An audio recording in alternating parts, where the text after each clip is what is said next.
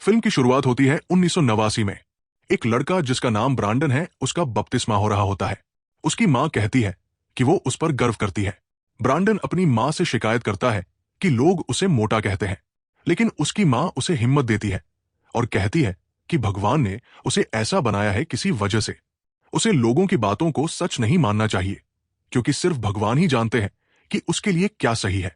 उसका बड़ा भाई मार्टी ब्रांडन की फोटो खींच रहा होता है, तभी एक आदमी आता है और ब्रांडन को उसके बपतिस्मा पर बधाई देता है। वो कहता है, बेटे के बपतिस्मा की बधाई। ब्रांडन अपनी मां से कहता है, मैं थक गया हूं। हम सिर्फ 17 साल का फर्क रखते हैं। साफ दिखता है कि हम भाई हैं। एक दिन मार्टी अपनी मां से मिलने आता है और उसे गैस कंपनी की चेतावनी वाली चिट्ठियां डाक में मिलती है। मार्टी अपने भाई से परेशान है, जो सारा दिन सोफे पर बैठकर टीवी देखता रहता है और स्नैक्स खाता रहता है।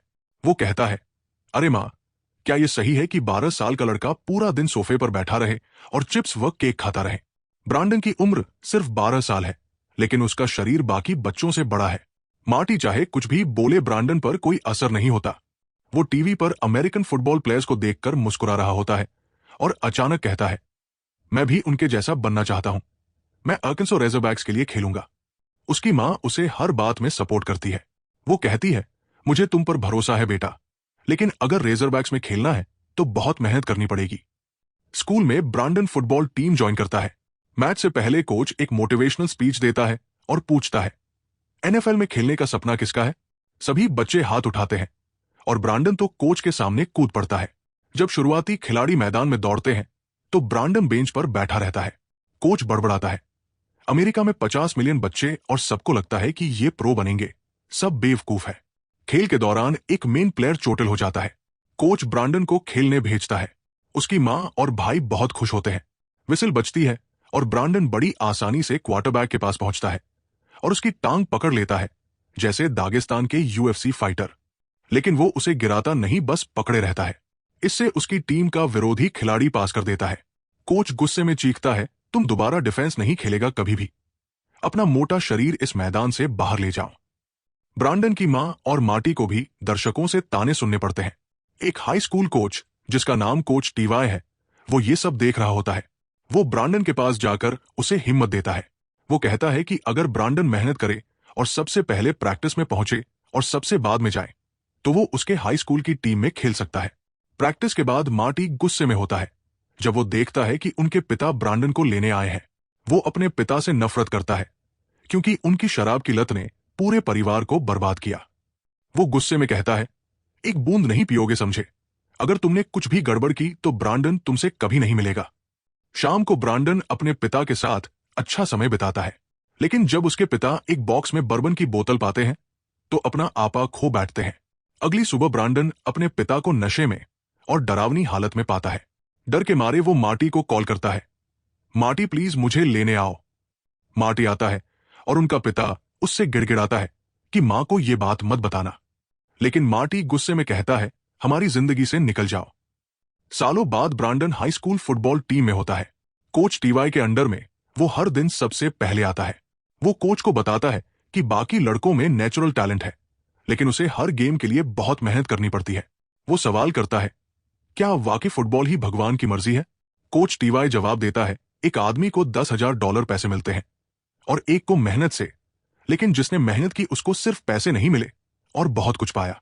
फिर वो ब्रांडन को बताता है कि उसने आर्कांसो रेज़रबैक्स के ऑफेंसिव लाइन कोच बेंडर से ब्रांडन की मुलाकात तय कर दी है।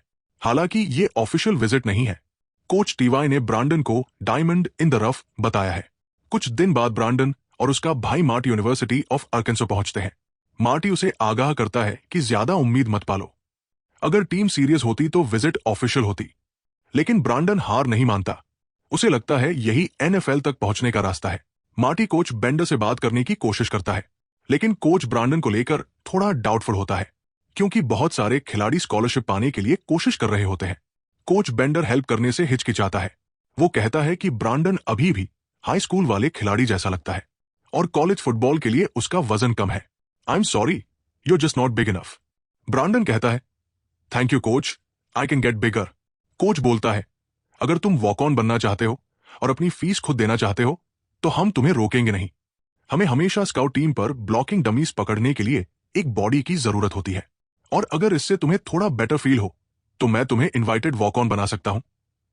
लेकिन मैं एक बात साफ कर देना चाहता हूं, तुम्हें खेलने का कोई मौका नहीं मिलेगा, ना यहां ना इस स्कूल में। ब्रांडन हार नहीं मानता। वो स्नैक्स के कई पैकेट लेकर आता है ताकि अपना वजन बढ़ा सके। कोच को लगता है you got to be kidding me. अपने सपने को पूरा करने के लिए ब्रांडन अपनी ट्रेनिंग और ज्यादा इंटेंस कर देता है। कोच टीवाई टीम को इंस्पायर करता रहता है और कहता है कि बड़े गोल पाने के लिए मेहनत करनी पड़ती है। एक दिन कोच टीवाई ब्रांडन के घर आता है और एक्साइटिंग न्यूज देता है। उसने ब्रांडन के लिए आर्कांसो टेक यूनिवर्सिटी से स्कॉलरशिप का इंतजाम कर दिया है। घर वाले खुशी मनाते हैं, लेकिन ब्रांडन थोड़ा कंफ्यूज्ड और परेशान दिखता है क्योंकि उसका सपना कुछ और है। एक ड्रामेटिक पल में ब्रांडन वो स्कॉलरशिप लेटर फाड़ देता है और कहता है कि वो यूनिवर्सिटी ऑफ आर्कांसो के लिए रेज़रबैक्स टीम को ज्वाइन करेगा। कोच टीवाई उसे याद दिलाता है कि फैमिली की फाइनेंशियल हालत अच्छी नहीं है। ब्रांडन कहता है, क्या आपने ही मुझे नहीं कहा था कि दूसरों की बातों से फर्क नहीं पड़ता, बस ये मैटर करता है कि मैं क्या सोचता हूं। हाई स्कूल ग्रेजुएशन वाले दिन ब्रांडन को फिर वही स्कॉलरशिप ऑफर मिलता है टेक यूनिवर्सिटी की तरफ से। फैमिली डिसाइड कर लेती है कि ब्रांडन वही जाएगा, लेकिन ब्रांडन बोल्डली कहता है कि वो यूनिवर्सिटी ऑफ आर्कांसो जाएगा, वो भी वॉक ऑन प्लेयर बनकर। वो तुरंत निकलने की तैयारी करता है। मार्टी नाराज हो जाता है और उसे डांटता है कि वो फैमिली की परेशानी नहीं समझता। ब्रांडन जैसे ही कार स्टार्ट करता है, वो स्टार्ट नहीं होती। मार्टी मजाक उड़ाता है, लगता है कहीं नहीं जा रहे हो चीज केक। उनका पिता दूर से खामोशी से ये सब देखता है। एक रात ब्रांडन अपनी मां को फोन पर किसी लोन के बारे में बात करते हुए सुनता है। उसे एहसास होता है कि उसका सपना शायद फैमिली की हालत को और मुश्किल बना रहा है। वो टॉर्न हुआ स्कॉलरशिप लेटर फिर से टेप से जोड़ता है। तभी उसकी मां आती है और बताती है कि उसके पापा कार ठीक करवाएंगे और उसने सेकंड मॉर्गेज भी ले लिया है, लेकिन वो सिर्फ 1 साल की पढ़ाई का खर्चा उठा पाएगा। ब्रांडन को 1 साल के अंदर स्कॉलरशिप लेनी होगी। मां कहती है, तुम बर्ल्सवर्थ फैमिली में फर्स्ट होंगे जो डिग्री लेंगे। ब्रांडन मां से वादा करता है, मैं मेहनत करूंगा, स्कॉलरशिप लूंगा और हर एक पैसा वापस करूंगा। मां कहती है, I know you will, because I am going to need it. कुछ दिन बाद पूरा परिवार और कोच टीवाई ब्रांडन को विदा करने आते हैं। कैंपस का रास्ता सिर्फ 90 मिनट दूर है। मार्टी उसे एक सेल फोन देता है ताकि जरूरत पड़ने पर वो बात कर सके। कैंपस पहुंचकर और ट्रेनिंग शुरू होते ही ब्रांडन को दूसरे नए खिलाड़ियों से मजाक का सामना करना पड़ता है। उसका वजन अब 330 पाउंड तक पहुंच गया है। कोच बेंडर पहले कह चुके थे कि उसका वजन कम है, लेकिन अब लगता है ब्रांडन ने गलत समझा। कोच कहता है, तुमने कहा था तुम बड़े नहीं हो, अब बताओ 1 साल में 85 पाउंड बढ़ा लिए। ये तो कोई रिकॉर्ड है। मुझे नहीं पता तुम्हें बधाई दूं या हॉस्पिटल भेजूं। 50% बॉडी फैट बिल्कुल भी मेरी सोच में नहीं था। कोच बेंडर एक नया रूल बनाता है, स्कॉलरशिप प्लेयर्स अपने काम वॉक ऑन प्लेयर्स को दे सकते हैं। मतलब अब ब्रांडन को अरेंज करने होंगे। कोच कहता है, तुम दोनों एक ही रूम में रहोगे। वॉक ऑन्स के लिए अलग लॉकर रूम भी है, जिससे उनके बीच फर्क और भी साफ हो जाता है। जब कोच बेंडर ब्रांडन का प्लेयर इंफॉर्मेशन फॉर्म देखता है तो उसमें पिता का जिक्र नहीं पाता। वो थोड़ा हैरान होता है। ब्रांडन की जिंदगी की मुश्किलें और गहरी लगती है। ब्रांडन को एक कठिन ट्रेनिंग सेशन के दौरान कई चैलेंजेस का सामना करना पड़ता है। उसकी परफॉर्मेंस में दिक्कत आती है क्योंकि उसका ज्यादा फैट उसकी मोबिलिटी को रोकता है। इस वजह से उसके टीममेट्स उसे मजाक का निशाना बनाते हैं। फिर भी कोच बेंडर उसकी मेहनत को नोटिस करते हैं और टीम के सामने उसके लिए सपोर्ट करते हैं। कोच कहते हैं, कब सीखोगे ये बात की ताकत और साइज से ज्यादा फुटवर्क मायने रखता है। प्रैक्टिस के बाद कोच बेंडर प्लेयर्स को इकट्ठा करके बताते हैं कि फुटबॉल सिर्फ ताकत और साइज का खेल नहीं है, बल्कि फुटवर्क में माहिर होना जरूरी है। ब्लीचर्स में मार्टी चुपके से देखते हैं। कोच बेंडर समझाते हैं कि बहुत लोग सोचते हैं कि बैक्स और रिसीवर्स सबसे स्किल्ड होते हैं क्योंकि उनका नेचुरल टैलेंट होता है, लेकिन असल में लाइनमैन ही स्किलफुल होते हैं क्योंकि उनकी स्किल्स सीखने से आती है, जन्मजात नहीं होती। टीम इंटरप्ट करती है और कोच से सवाल करती है कि वो ब्रांडन में इतना इन्वेस्टमेंट क्यों कर रहे हैं। कोच बेंडर कहते हैं, हमें सबको मौका देना चाहिए, हो सकता है हम रफ में से ही कोई डायमंड पा जाएं। बाद में कोच बेंडर अनाउंस करते हैं कि हेड कोच ने टॉप लाइनमैन को बुलाया है और बाकी प्लेयर्स को इस साल रेड शर्ट किया जाएगा।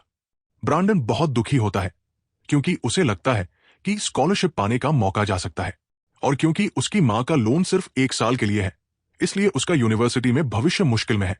स्कॉलरशिप के लिए लड़ना होगा। कोच कहते हैं कि कोई नहीं स्कॉलरशिप लेगा, लेकिन तुम टीम को हर हफ्ते तैयार करने में मदद कर रहे हो और इसलिए तुम बहुत इंपॉर्टेंट हो। तो अपने आप पर गर्व करो। प्रैक्टिस के बाद ब्रांडन कोच बेंडर से कहता है कि वो साल के अंत तक स्कॉलरशिप पाने के लिए मेहनत करेगा। कोच बेंडर उम्मीद देते हैं कि अगर ब्रांडन मेहनत करता रहा तो वो लास्ट गेम के लिए ड्रेस कर सकता है, लेकिन फाइनल इवैल्यूएशन स्प्रिंग में होगा, जो उसके टीम में रहने का फैसला करेगा। कोच कहते हैं, ब्रांडन, तुम अपनी मेहनत पर गर्व कर सकते हो जो तुमने अब तक किया है। एक शाम जब ब्रांडन के टीममेट्स पार्टी की तैयारी करते हैं तो वे उसे मजाक में इनवाइट करते हैं और उसकी सोबर हैबिट्स और सफाई का मजाक बनाते हैं। ब्रांडन अपने डेस्क की सफाई करता है और जब वो निकलता है तो अपनी चाबी लेने वापस आता है। उसको टीममेट्स उसकी सफाई और अपनी मां के साथ क्लोजनेस पर मजाक उड़ाते हुए सुनाई देता है। कहते हैं, क्या उसने कभी एक हफ्ता भी अपनी मां के बिना बिताया है? और कहते हैं, वो एक रोबोट जैसा है जो हर दिन एक ही स्केड्यूल फॉलो करता है। मजाक से चोट पहुंचने पर ब्रांडन कमरे से निकल जाता है और बीच रास्ते में अपनी मां से मिलने का फैसला करता है। ब्रांडन अपनी मां से कहता है कि मैं स्कॉलरशिप पाने में सफल नहीं हो पाऊंगा। मां ने मार्टी से सुना हुआ था, लेकिन फिर भी ऑप्टिमिस्टिक रहती है। वो ब्रांडन को समझाती है कि अगर वो फाइनल गेम के लिए ड्रेस हो गया तो उनकी यादगार फोटोज फ्यूचर ग्रैंडकिड्स को दिखाने के लिए होंगी। विदा लेते वक्त मां उसे सड़क पर बड़े ट्रकों से सावधान रहने और रोज प्रार्थना करने को कहती है। एक प्रैक्टिस सेशन के दौरान ब्रांडन अचानक एक स्कॉलरशिप प्लेयर को गिरा देता है। कोच बेंडर ब्रांडन को पब्लिक में डांटते हैं और कहते हैं, उसने एक की प्लेयर को नुकसान पहुंचाया है और ये टाइम की बर्बादी है। कोच बेंडर कहते हैं, उन्हें समझ नहीं आता कि वे क्यों ब्रांडन को टीम में रखते हैं, और कहते हैं, कुछ लोग फुटबॉल खेलने के लिए बने होते हैं और कुछ नहीं।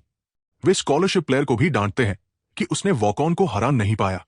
ठंडा होने के बाद कोच बेंडर ब्रांडन को लेकर कहते हैं कि वो बस अपना काम कर रहा है और खुद भी नहीं जानते कि ब्रांडन टीम के लिए सही है या नहीं। वे उसे ज्यादा वेट कम करने और मसल बिल्ड करने की सलाह देते हैं। कोच की गाइडेंस से मोटिवेटेड ब्रांडन अपनी मेहनत और ज्यादा बढ़ा देता है। सख्त स्केड्यूल में वो कोच के हर निर्देश को आसानी से फॉलो करता है। कोच कहते हैं, अगर मैं अपने बेटे को चलना सिखा सकता हूं तो तुम्हें ये स्टेप्स भी सिखा सकता हूं। लेकिन ब्रांडन के लिए जिम में वर्कआउट करना अभी भी मुश्किल है। मार्टी नियमित रूप से ट्रेनिंग में ब्रांडन का सपोर्ट करने आता है। ब्रांडन हर दिन सुबह 5 बजे प्रार्थना करके दिन शुरू करता है। उसकी मेहनत से उसका वजन कम होता है और वो अपने फिजिकल गोल्स के करीब आता है। शुरू में जो टीममेट्स उसे डाउट करते थे, वो भी अब उसकी डेडिकेशन और एक्यूरेसी की रिस्पेक्ट करने लगते हैं। एक बारिश वाले दिन ब्रांडन अपनी ट्रेनिंग जारी रखता है। हेड कोच उसकी डिटर्मिनेशन देखता है और मानता है कि उसने अपनी पहली सोच में गलत जजमेंट की थी। धीरे धीरे ब्रांडन अपने टीममेट से हर एक्सरसाइज में आगे निकल जाता है। कोच कहते हैं, तुमने हार मान ली थी, लेकिन तुमने साबित कर दिया और अपने टारगेट वेट को हासिल किया। प्रैक्टिस सेशन के दौरान ब्रांडन को नैथन के सामने खेलना पड़ता है, जो एक टॉप स्कॉलरशिप प्लेयर है। क्राउड हंसता है और कोच बेंडर भी ब्रांडन से कहता है कि बस अपनी बेस्ट कोशिश करो और शर्मिंदा मत होना। तुम उसे नहीं हरा पाओगे, वो सबसे अच्छा है। तुमने अभी अभी इतना वजन घटाया है, लेकिन अगर तुम्हें अपने स्टेप्स याद हैं तो वो तुम्हें शर्मिंदा नहीं करेगा। जब सीटी बजती है तो ब्रांडन आसानी से नैथन को केज से बाहर धकेल देता है। सब चुप हो जाते हैं और कोच भी चौंक जाते हैं। अचानक हुए इस नतीजे से उत्साहित होकर कोच इसे दोहराने को कहते हैं। इस बार ब्रांडन नैथन को और भी जल्दी बाहर कर देता है, जिससे स्पेक्टेटर खुश होते हैं और नैथन शर्मिंदा होता है। कोच बेंडर मुस्कुराते हुए नैथन को डांटते हैं कि वो एक वॉक ऑन से हार गया। तुम एक वॉक ऑन से हार गए। मैंने वॉक ऑन के खिलाफ खेला है, ये कोई वॉकर नहीं है। ये देखकर हेड कोच बेंडर के पास आता है और कहता है कि स्कॉलरशिप लिमिट पूरी हो गई है। उस शाम ब्रांडन के रूममेट ग्रांट एक अनएक्सपेक्टेड इनविटेशन देता है बाइक चलाने के लिए। शुरुआत में ब्रांडन कंफ्यूज होता है, लेकिन मान जाता है। कमरे में कई लोग और लड़कियां होती हैं। क्या मैं तुमसे बात कर सकता हूं? हाँ, कर सकते हो। क्या ये डेट है? डेट नहीं है, हम बस हैंग आउट करने वाले हैं। तुम्हें क्या हो गया? क्या तुम्हें नहीं लगता वो अच्छी लगती है? हाँ, वो बहुत अच्छी लगती है। ये बात तो मैं भी सोचता हूं। वे कैफे जाते हैं और मजेदार बातें करते हैं। नैथन मजाक में ब्रांडन के लिए एक स्ट्रॉबेरी शेक ऑर्डर करता है, जिसमें शराब होती है, ये जानकर कि ब्रांडन शराब नहीं पीता। ब्रांडन अनजाने में वो ड्रिंक पी लेता है और बताता है कि स्कॉलरशिप कॉन्स्ट्रेंट्स के कारण अगले साल वापस नहीं आ पाएगा। माहौल थोड़ा उदास हो जाता है। फिर भी ब्रांडन अपने टीममेट्स के साथ बिताए यादगार पल और मजे के लिए आभार जताता है, जिससे नैथन को अपनी गलती का एहसास होता है। तभी वेट्रेस बताती है कि आज रात और शराब नहीं दी जाएगी। मजाक का पता चलने पर ब्रांडन कैफे छोड़ देता है, उसके पीछे उसके दोस्त भी। अपने मन को साफ करने के लिए ब्रांडन स्टेडियम ट्रैक पर दौड़ना शुरू करता है। वो अब मुझसे बात नहीं कर रहा है, शायद वो शराब खत्म करने के लिए दौड़ रहा है। तो उसे दौड़ने दो। ग्रांट उसके साथ दौड़ता है, सिर्फ इसलिए नहीं कि ये लड़का सोचता है कि वो हमसे बेहतर है। मतलब ये नहीं कि हमें उससे सहमत होना है। मैं तुम्हें यहां छोड़ देता हूं। थोड़ी देर में नैथन भी उनके साथ जुड़ जाता है। तीनों मिलकर दोस्ती फिर से बनाते हैं। फाइनल गेम का दिन आता है और ब्रांडन बहुत खुश होता है। वो फील्ड से हॉग्स की आवाज सुनता है। पूरा स्टेडियम भीड़ की जोरदार चीयरिंग से गूंज रहा होता है। उसकी माँ और मार्टी भी उसे चीयर कर रहे होते हैं। माँ पूछती है, क्या ये एक गेम 20 साल के कर्ज के लायक है? तुम्हारा बेटा जानता है कि मुझे उस पर भरोसा है। एक रोमांचक गेम के बाद सोमबर ग्रांट ब्रांडन को बताता है कि कोच बेंडर चाहता है कि वो अपना लॉकर खाली करे। कोच चाहता है कि तुम अपना लॉकर साफ करो। हाँ, उसने कहा, सब कुछ निकालो और उसके ऑफिस में मिलो। यूनिफॉर्म भी लेकर आना। लेकिन ये एक चाल निकली। कोच बेंडर ने ब्रांडन को स्कॉलरशिप लॉकर दिया है। खुश होकर ब्रांडन घर कॉल करता है और बताता है कि उसने स्कॉलरशिप जीत ली है। उसके परिवार में खुशी छा जाती है। उसके टीममेट्स भी गाना गाते हुए उसकी मेहनत का जश्न मनाते हैं। 1997 में फ्लोरिडा के खिलाफ एक महत्वपूर्ण मैच में ब्रांडन की विजन अचानक ब्लर हो जाती है, जिससे उसकी परफॉर्मेंस प्रभावित होती है। वो गलती से रॉन्ग प्लेयर को ब्लॉक कर देता है, जिससे टीम हार जाती है। प्रेस के सवालों के बीच क्वार्टरबैक से टीम की खराब परफॉर्मेंस पर ब्रांडन आगे आता है और गलती स्वीकार करता है। माफ करना, आज मेरी गलती थी। मैं अपना आदमी नहीं पकड़ पाया, इसलिए क्लिंटन अपना काम नहीं कर पाया। वो कोच को बताता है कि उसकी आंखों में कुछ गलत है। लॉकर रूम वापस जाकर थिक ग्लासेस पहनता है। उसके टीममेट्स मजाक में उसे क्लार्क कैंट कहते हैं। ब्रांडन बिना डरे कॉन्फिडेंटली कहता है, ओ मुझे अच्छा दिखना होगा, तभी मैं अच्छा खेल पाऊंगा। आगे के गेम में टेंशन बढ़ती है क्योंकि टीम स्ट्रगल कर रही होती है और क्वार्टरबैक गुस्सा दिखाता है। अपनी लीडरशिप दिखाते हुए ब्रांडन उसे शांत करता है। सिर्फ अपनी ताकत नहीं बल्कि दबाव में भी लीड करने की क्षमता दिखाता है। एक डिमांडिंग गेम के बाद कोच बेंडर ब्रांडन को अलग बुलाकर बुरी खबर देता है। उसके पिता लंग कैंसर से अस्पताल में हैं और उनकी साइट चली गई है। फिर भी ब्रांडन प्रैक्टिस मिस नहीं करना चाहता। कोच बेंडर उसे याद दिलाता है कि फुटबॉल जरूरी है, लेकिन जिंदगी का एक हिस्सा है। परिवार सबसे पहले आता है। ये बात सुनकर ब्रांडन नाराज होता है। ब्रांडन और मार्टी अपने पिता से हॉस्पिटल में मिलते हैं। उनके पिता अपनी अफसोस जताते हैं और ब्रांडन से मां का ख्याल रखने को कहते हैं। मार्टी और ब्रांडन के दिल से प्रार्थना करने के बाद उनके पिता का दुख भरा निधन हो जाता है। सीजन आर्कांसो रेजरबैक्स के लिए बहुत खराब रहता है। टीम लगातार हारती है। फैंस फ्रस्ट्रेशन में प्लेयर्स पर कूड़ा फेंकते हैं। इस खराब सीजन के कारण यूनिवर्सिटी हेड कोच को बदलने का फैसला करती है और टीम को फिर से बनाना चाहती है। कोचिंग चेंजेस की खबर देखते हुए ब्रांडन कोच बेंडर से एनएफएल पहुंचने का एडवाइस मांगता है। क्या कोई तरीका है जिससे मैं एनएफएल पहुंच सकूं? हाँ, बिल्कुल आसान है। मैंने किया है। तुम नेक्स्ट ईयर ऑल अमेरिका बनोगे। तुम लकी हो। कैसे करूं? पापा मजाक कर रहे हैं। ब्रांडन के पास सिर्फ 1 साल बचा है। वो सीनियर है और नए कोच टीम को रीबिल्ड करना चाहता है। बेंडर ब्रांडन को सचेत करता है कि हो सकता है इस साल वो खेल भी ना पाए। वो साफ कहता है कि 2% से भी कम कॉलेज एथलीट्स एनएफएल पहुंच पाते हैं। ब्रांडन सोचता है कि अपनी बेस्ट कोशिश करना ही काफी है। कोच बेंडर याद दिलाता है कि फुटबॉल टीम का खेल है। स्काउट्स उन टीम्स पर ध्यान देते हैं जो लगातार जीतती है। अगले दिन ब्रांडन लेट तक ट्रेनिंग ग्राउंड पर रहता है, जहां नया हेड कोच उसे देखता है। ब्रांडन कोच से टीम को रीबिल्ड न करने की विनती करता है। कहता है कि इससे उनके करियर्स खराब हो सकते हैं। कोच अपनी मुश्किलें बताता है। अगर टीम फेल हुई तो उसे भी जॉब खोनी पड़ सकती है। तुमने देखा पिछली कोच के साथ क्या हुआ? ब्रांडन की कमिटमेंट देखकर कोच टीम को बनाए रखने पर विचार करता है। अगर वे प्रॉमिस करें कि ज्यादा मेहनत करेंगे। समझता है कि अकेले वो गोल तक नहीं पहुंच सकता। ब्रांडन सबका सामान पैक करता है। ब्रांडन, मैं फ्राइडे तक नहीं जा रहा। तुम कहीं नहीं जा रहे। हमें से कोई नहीं जा रहा। क्या कर रहे हो? और ऑफेंसिव लाइनमैन को फॉलो करने को कहता है। ठीक है, 3 लोगों का सर्किट फटा। 4 दोस्त अपने समर टाउन हाउस पहुंचते हैं, पर वहां 2 हेटर्स रहते हैं जो नफरत दिखाते हैं। तुम लोग भी इस नेबरहुड को खराब कर दोगे। तुम लोग बेकार हो। मैं अभी आता हूं। अरे, उनको इग्नोर करो। हम कल से काम शुरू करेंगे। ब्रांडन सुबह 3 बजे सबको उठाता है और वर्कआउट के लिए ले जाता है। ब्रांडन की मोटिवेशन इतनी स्ट्रांग है कि वो खुद के साथ टीममेट्स को भी इंस्पायर करता है। हे लुकास, नीचे आ। ना, बिल्कुल नहीं। आओ लुकास, तुम हमारे लाइनबैकर बन सकते हो। ना, मैं रिसीवर हूं। वो सबको ज्यादा मेहनत करने के लिए पुश करता है। 4 दोस्तों की डेडिकेशन देखकर हेटर्स का एटीट्यूड बदलने लगता है। शायद ये साल वो इतने बुरे नहीं हैं। जैसे जैसे समर खत्म होता है, कोचेस टीम के बदलाव से प्रभावित होते हैं। हेड कोच ब्रांडन की लीडरशिप से इंप्रेस्ड होता है, सार्वजनिक रूप से उस पर भरोसा जताता है और उसकी अच्छी इन्फ्लुएंस को मानता है। टीम पर उनका असर देखो। क्या तुम्हें यकीन होता है कि ये सब कितनी मेहनत कर रहे हैं? लगता है जैसे इस साल पूरी टीम नई हो गई हो। मैं कह सकता हूं कि ये सब मेरे वजह से है। पता है ये सच नहीं है। उसके एग्जाम्पल से प्रेरित होकर रेजरबैक्स को इस साल अनप्रेसिडेंटेड 57 वॉक-ऑन्स मिले। सीजन शुरू होता है एल्बमा के खिलाफ एक रोमांचक मैच से, जहां नया जोश भरी आर्कांसो रेजरबैक्स ने मैदान पर कब्जा कर लिया। उत्साह में मार्टी कैमरे का लेंस लगाना भूल जाता है। असली मार्टी बर्ल्सवर्थ उसे याद दिलाता है कि लेंस लगाओ नहीं तो पूरा मैच मिस कर दोगे। एल्बमा को उनकी सबसे बड़ी हार देने के बाद टीम अपनी जीत का जश्न मनाती है। मार्टी स्कोरबोर्ड के सामने दोस्तों की फोटो खींचता है।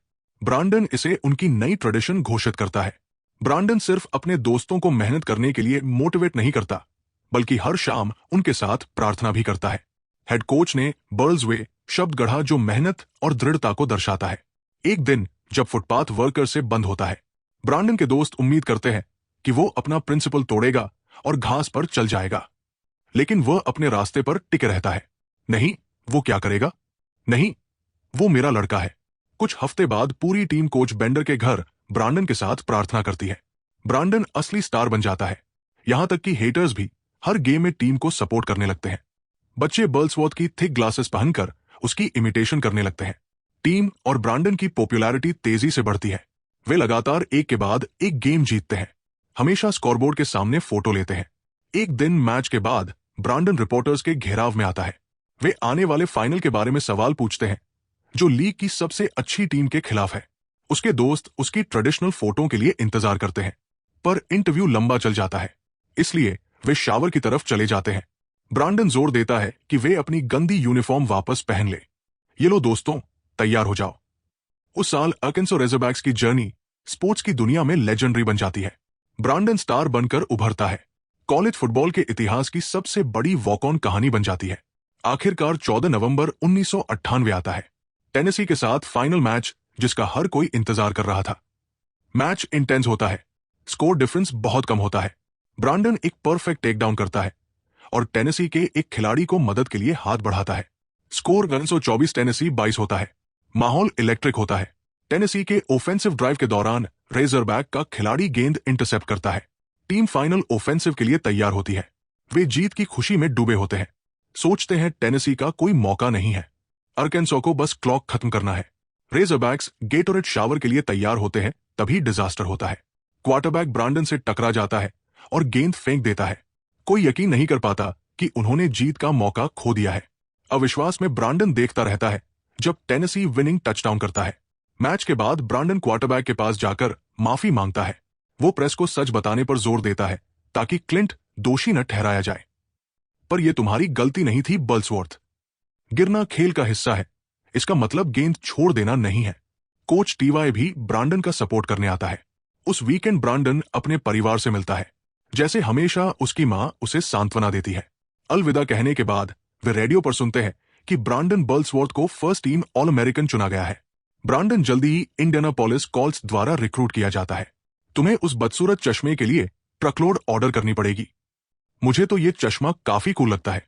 हाँ, ये उस पर बहुत अच्छा लग रहा है। टीम में ऑफिशियली शामिल होने के बाद वो कॉल्स मिनी कैंप में यंगेस्ट प्लेयर के रूप में काम करता है। अपनी यूजुअल इंटेंसिटी के साथ प्रैक्टिस करता है, जिससे कुछ नए टीममेट्स इरिटेट हो जाते हैं। चिल आउट, उसने कहा, आराम से लो। क्या हुआ तुम्हें? मैंने सीटी नहीं सुनी। अचानक ब्रांडन को अगले सीजन के लिए स्टार्टर घोषित किया जाता है। वो खुश भी होता है और अजीब भी, क्योंकि पहली बार कोई ऐसी चीज जिसे वो चाहता था आसानी से मिल गई। अब तक सब कुछ मेहनत मांगता था।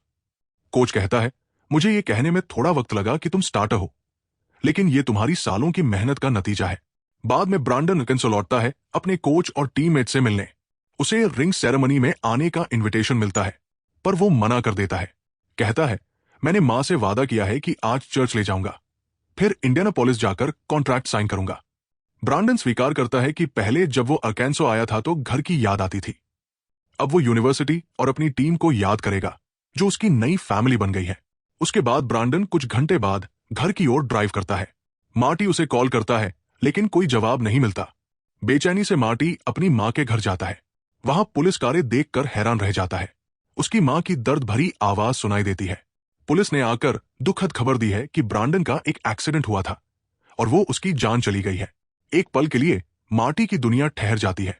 सब कुछ अनरियल लगता है, लेकिन उसकी मां की चीख सुनकर वो हकीकत में लौट आता है। कोई भी सोच भी नहीं सकता था कि ब्रांडन इतनी जल्दी चला जाएगा।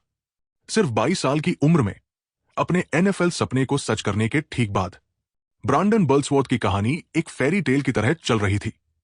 पर कल दोपहर बर्ल्सवर्थ एक ऑटो एक्सीडेंट में मारा गया। पुलिस कहती है कि बर्ल्सवर्थ की सुब्रू सेंटर लाइन क्रॉस कर गई थी और एक सेमी से टकरा गई थी। फ्यूनल में एक आदमी मार्टी के पास आता है और कहता है कि यह सब कितना अनफेयर है। वो अपने भगवान पर शक करता है। कहता है ब्रांडन एक हार्ड वर्किंग और काइंड इंसान था जिसे अपनी सफलता का आनंद लेने का मौका भी नहीं मिला।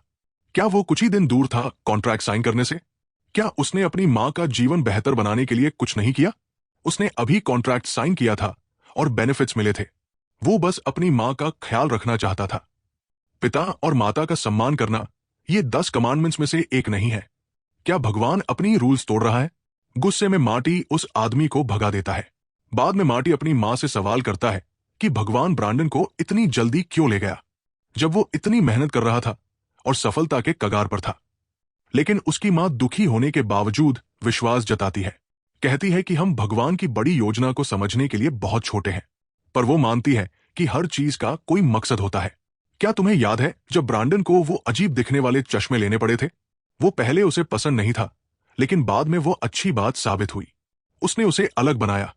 मार्टी फिर फुटबॉल मैदान पर एक फूलों का अरेंजमेंट देखता है जिसमें लिखा है वी ट्रस्ट। ऐसा उसने पहले कभी नहीं देखा था। ये पल उसे उसकी मां की बात समझने में मदद करता है और प्रेरित करता है कि वो ब्रांडन की याद को सम्मानित करे, उसकी प्राथमिकताएं फैलाए। 1999 से मार्टी ने ब्रांडन बर्ल्सवर्थ फुटबॉल कैंप चलाना शुरू किया है, जिसमें ब्रांडन के वैल्यूज सिखाए जाते हैं: फेथ, फैमिली, एकेडमिक्स और फुटबॉल। यूनिवर्सिटी ऑफ आर्कांसो हर साल एकेडमिक स्कॉलरशिप्स देती है। साथ ही सबसे उत्कृष्ट वॉक ऑन खिलाड़ी को एक स्कॉलरशिप दी जाती है। ब्रांडन बर्ल्सवर्थ फाउंडेशन हजारों गरीब बच्चों को मुफ्त देखभाल देता है और उन्हें हर रेजरबैक्स और कॉल्स के होम गेम के लिए मुफ्त टिकट देता है। 2010 में बर्ल्सवर्थ ट्रॉफी स्थापित किया गया, जो हर साल अमेरिका के सबसे उत्कृष्ट वॉक ऑन खिलाड़ी को दिया जाता है। 1999 से ब्रांडन का लॉकर ग्लास में बंद है और रेजरबैक्स के खिलाड़ियों के लिए आज भी एक यादगार बना हुआ है। और इसी के साथ इस फिल्म का अंत होता है। ऐसी और वीडियोस के लिए चैनल को सब्सक्राइब करें, नोटिफिकेशंस ऑन करें और चैनल को सपोर्ट करने के लिए लाइक जरूर करें। कमेंट्स में बताइए कि अगली बार आप कौन सी मूवी देखना चाहेंगे। Thank you for watching.